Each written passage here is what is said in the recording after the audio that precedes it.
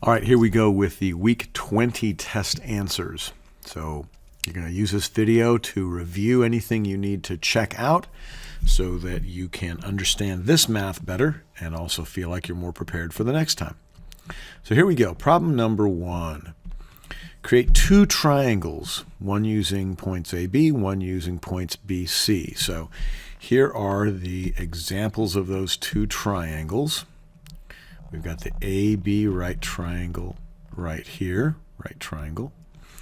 We've got the BC right triangle formed right there. That goes along with the line that was provided. This line was provided right here.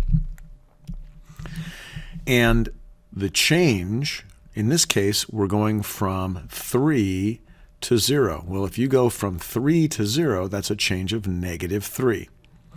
So -3 over +4 gives you from A to B a change of -3/4. Same thing with B to C. -6 to -8 simplifies to -3/4. And then to answer part B, if you did another right triangle and you went all the way from A down to C, what would the change look like? Well, the change would have been from A to this line would be -3 and another -6. That would have been a change of -9. Here from -4 all the way to +8 would have been a change of 12, and a change of -9 to 12 is also a change of -3 to 4. All right, problem number 2. So in problem number 2, we've got some people who are saving money, and they're using the graph, the table, or the equation to save the money. So we start with Tom. Let's look at the first question. The first question is, who's saving the most money? Most money each month. So for Tom, in the first month, he saved $50. Went up 50, went over 1. In the next month, he saved $50. In the next month, he saved $50. So Tom is saving 50 to 1. That's the slope, 50 to 1, which is $50 per month. If somebody said, what does that represent? Or why is it significant? It's significant because it tells us how much he saves each month. How about Bob? Well, Bob's saving from 1 month. There's a 1-month change. There's a $20 change. There's another 1-month change. There's another change of $20. Here's one more change of 1 month, one more change of $20. So for Bob, he's got a relationship of 20 to 1, which is $20 per month.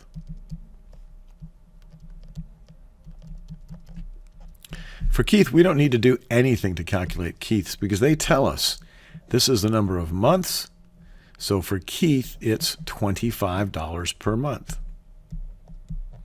$25 per month. That's another way of doing the word per. If you see that line drawn, you would read it as, you wouldn't read it as 25/month. You'd read it as 25 per month. So who's saving the most money every month? That's Tom. Tom is saving $50 per month. Who will save the most, who will have the most, after 6 months? Well, Bob, lucky Bob, Bob started out at $260. So that was his deposit. He put $260 in the bank. This was, if you think back to some of the other problems we did, this was his principal. He had $260 in the bank to start with. Keith started with $175 in the bank. That was his start in the bank. Tom's start in the bank was $50 right there. So Bob started all the way up at 260.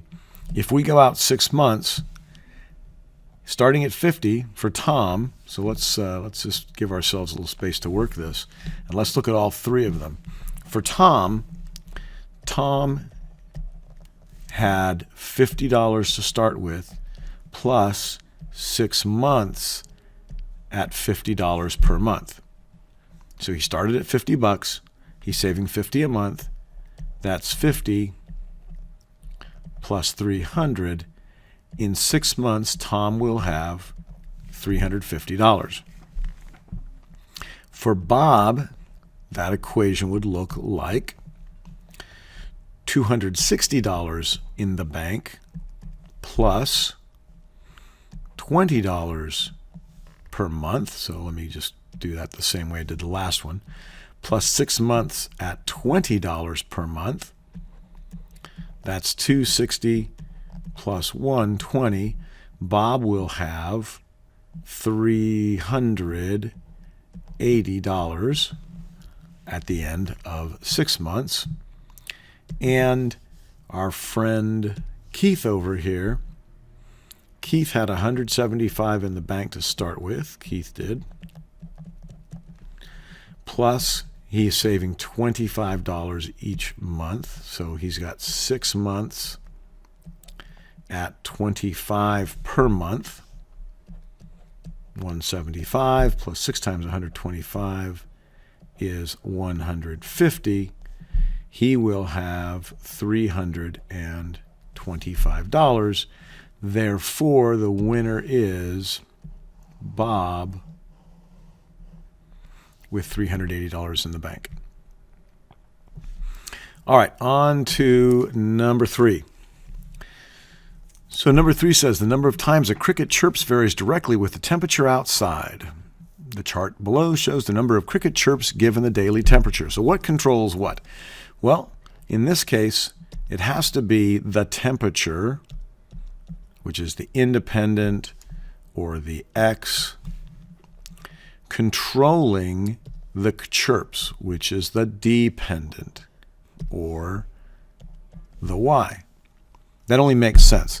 The chirps can't control the temperature. That would be so cool if you could just get crickets to chirp and control the temperature. You would never have to worry about things freezing again. You would just get a bunch of crickets and put them out there chirping, and the temperature would go up. But that's not the way it works. Crickets, like a lot of insects, as the temperature rises, they get more active. So it's the chirping of the crickets that is controlled by the temperature and not the other way around. So since that's the case, and we know that this constant of variation, just like slope, is the change in y over the change in x, we look at how much y changes. That changed by 6. That changed by 6. That changed by 6. That changed by 6. This changed by 2. Changed by 2. Changed by 2. Changed by 2, which means our change in y is 6. Our change in x is 2. That gives us a constant of variation of 3. I'll accept, as a correct answer right here, I'll accept either the 6 over 2 or the 3. Try to get in the habit of simplifying down to an integer, but if you left it as an improper fraction this time, I'll give you credit for that. Which takes us to part B. What equation would we use to find the number of times a cricket chirps in 25 seconds given a certain outside temperature? And again, remember, we're figuring out the chirps by knowing the constant of variation, 3, and the temperature. And so we end up with this equation, C is equal to 3t, where C is the chirps and T is the temperature. Number 4, draw a straight line that goes through point A and is a function. Answers will vary. Anything that's not a vertical line. So if you had a line that looked like, let me get my line tool out, my super line tool out. If you had a line that looked like that, you would know that that line is not going to keep it from being a function because that will pass the vertical line test. If I drew a vertical line, let me grab my line tool one more time and draw myself a nice vertical line. And I took that vertical line and I passed it along this, you'll notice each x only has one y. Every time you see the x, there's only one y to go with it. Number 5, fill out a table that is not a function. Well, I'll just give you, I can just show it to you in 2 cells. To be not a function, you have the same x 2 different times, or 2 times, the same x 2 times, and they come up with different y's. As soon as you see that, anytime you have an x and it goes to a y, so we say it as mapping, 3 maps to 5, 3 gives you 5. Oh, wait a minute, 3 also gives you 6. No function. So just look at your table, and if the y's are unique to the x's, so you get an x, it has a certain y and only one y, and if that x appears again, it has to have the same y. As long as you've got that, you have a function. If you have anything like this, where you have x appear twice but the y's are different, you have a not a function. All right, number 6.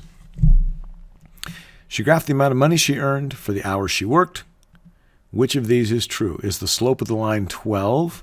Well, place to find slope of the line, remember that's the change in y over the change in x. So when I want to find slope of the line, I need 2 points to see how much it changes. There's a place where the line exactly crosses, and there's a place where the line exactly crosses. This is the point 65. This is the point 0, 0. How much did y change? Well, y changed by 60. That's y, going up and down. How much did x change? X changed by 5. So this is the change in y was 60. The change in x was 5. That gives me 12. And that is the slope. The y-intercept is 12? No, it is not. The y-intercept is 0. We can see the line crosses the y-axis at 0. If Martha works 7 hours, she'll make $84. Well, we know the slope is per hour, so we know Martha makes 12 per hour.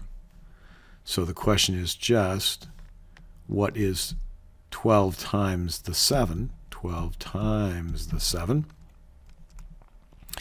and that is 84. And the equation of the line is y equals 1/12 x. We didn't talk a lot about equation of the line. So I'll give you a pass on D. If you had A and B circled, give yourself a 4 on this. And we need to talk more about part D, about equations of a line. All right, let's take a look at number 7. So on problem number 7, we have negative 2/3 x plus 15 is less than or equal to 21. You can see what the answer is. X is greater than or equal to negative 9. You knew that would change direction because we've got a negative right here. So we're going to eventually divide by that. And when you divide by a negative, sign has to change directions. So let's go ahead and do the problem. First thing we're going to do is we're going to take away 15 from each side. That leaves us with negative 2/3 x less than or equal to 6. Now I'm going to divide by negative 2/3. Divide by negative 2/3. This is going to end up being a 1. So now you've got x left over. Sign's going to change direction. Inequality switches direction because we divided by a negative. And we've got 6 divided by negative 2/3. So let's take that work over here. 6, and I'll write it out this way. 6 divided by negative 2/3. Dividing by this, when you divide fractions, remember when you divide by a fraction, I should say, when you divide by a fraction, we're looking at multiplying by the reciprocal. So we're going to have 6 times negative 3 over 2. I'll make that 6 over 1. This goes into 2, goes into 6 3 times, and 2 goes into 2 once. And I end up with 3 times negative 3, which is negative 9. And that gets me to my answer. X is greater than or equal to negative 9. When I graph it, solid, right here, solid circle, because it's got an equal to part. Number 8. Let me give myself a little workspace here. Let's just get rid of this. Kind of shrink that down and move it over. You can look at it some more if you need it. Number 8. Keith is paid $50 a day plus 8 for every piece of furniture he sells. His goal is to earn more than $150. He sold 12 pieces of furniture. Did he meet his goal? You can see the answer. No, he would need to sell more than 12 and a half. Can't sell half a piece, so he'd have to sell 13. How did we do that? We did it by substituting. If $12, if $8 is what he gets for each piece and he sold 12 pieces, then we have 8 times 12 plus the 50. 8 times 12 is 96 plus the 50. That's 146. And no, 146 is not greater than $150. All right. Number 9. So I'm going to do number 9 by just multiplying this fourth out. You could do it as a fraction buster. You could set it up if you wanted to. There's going to be a check right here, so let's not use that space. You could set it up as 1/4 times 12x plus 40 equals 34. And then you could take all of that and all of this and multiply it by 4 over 1, or by 4.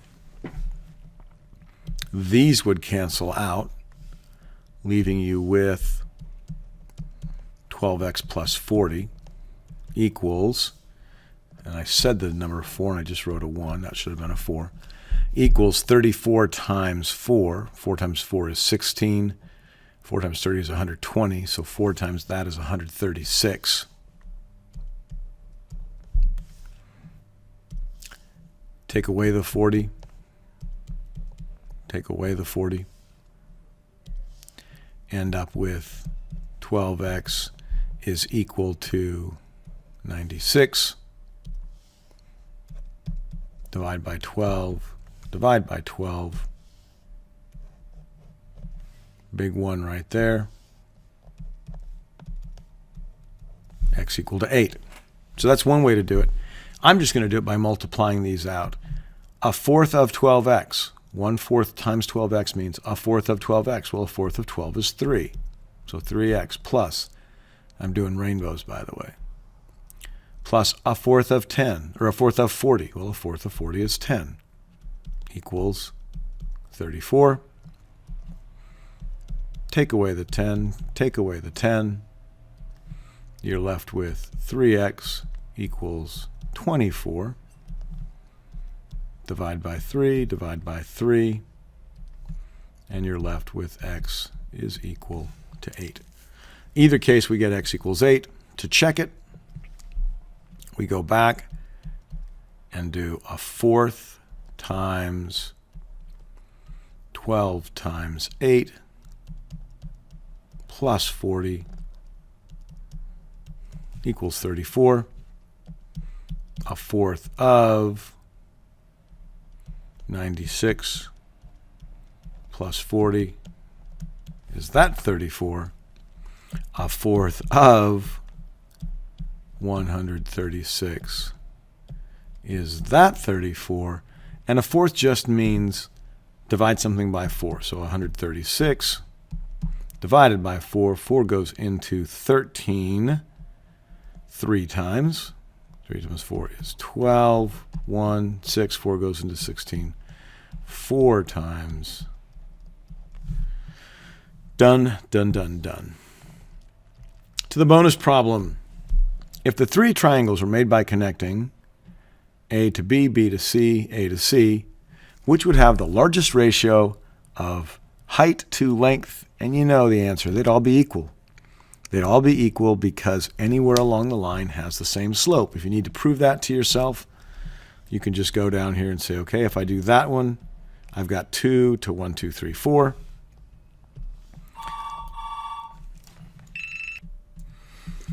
All right, you may have heard the phone ring there. That was Mrs. Newman, actually. So let's go to this next one. So if we go from here all the way to here, we go up 1, 2, 3, 4, 5. We go over 1, 2, 3, 4, 5, 6, 7, 8, 9, 10. Which meant when we went from A to B, we went up to over 5. Or over 4, excuse me, up to over 4, which is 1 to 2. And we went from A to C, we went up 5 over 10, which is 1 to 2. And let's just put that in here. And if we went from B to C, we'd go up 3 and over 1, 2, 3, 4, 5, 6. And 3 to 6 would be 1 to 2. So anywhere on the line, you're going to get the same slope, and that's what that's telling you. It's telling you what the slope is. All right, ladies and gentlemen, watch this. Bring questions to class. Thank you for taking the time on this, and we will talk some more.